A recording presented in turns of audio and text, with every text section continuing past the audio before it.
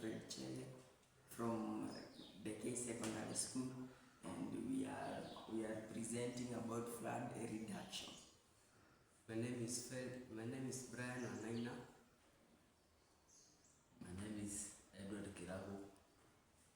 So to start with, this is the natural way of the river, and this is a canalized channel which has been cemented. So in this one, so we know that flooding is when the rain has rained and the water flows in a high speed. It occurs when the river is not capable of holding excess water, and so we see in this natural source, the river and the speed of the water is like there are some blockage, and here the flow of the water is flowing steadily, and it is channelized. So in this one, when flooding occurs, the water after floods, the water may come into the trees. But in canalization, when flooding occurs, it causes damages of houses,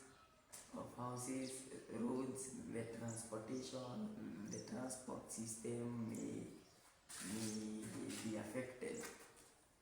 As you can see, this natural river is wide, thus reducing the speed of water, while this canalized, it is narrow, thus increasing the speed of water leading to flooding.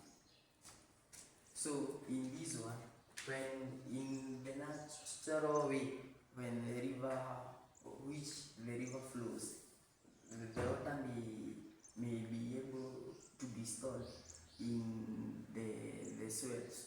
So for example, in here, when a well is near, the well will never get dry. But in here, the well will get dry. This is because the canal has been cemented on the ground. In this case, the natural source, we can see some green vegetation, and so even in underwaters there are some green vegetation like the hyacinth, which are food for fish. And so when we have fish in a natural river, they are able to acquire food. But in a channelized river, the floor is cemented and even the walls, hence there is no plant growth in the region, and so there is no food for the fishes.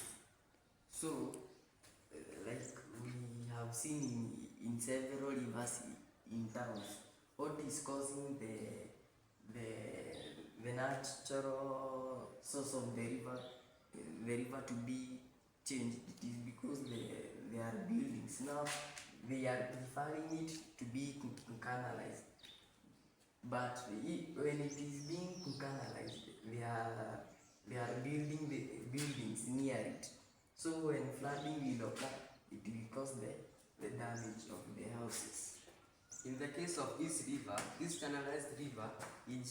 River Thika and River Nairobi, at a specific place like Mukuru and Kiamaiko, where we have this river cemented, we see that like in 2024, the flooding that had occurred, it was because of the cementing of the river, hence being channelized, that even the soil, we know that the soil helps in holding the capacity of the water, but here it is already cemented, so the water is not in any contact with the soil. So when the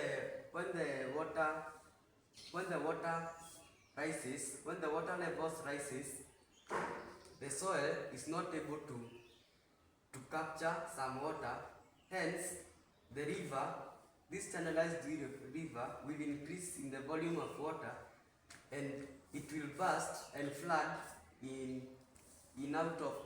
outside the walls, e.g. the towns, where we have maybe road transport, where we have our marketplaces, where we have our airports, where we have the shops, etc., government offices.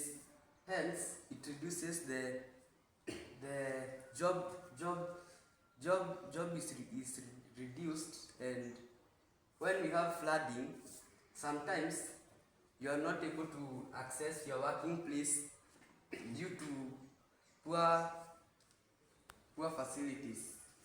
So as we conclude, we have seen that canalization, it is not good, but when we allow the river to flow in its natural course, it will be good.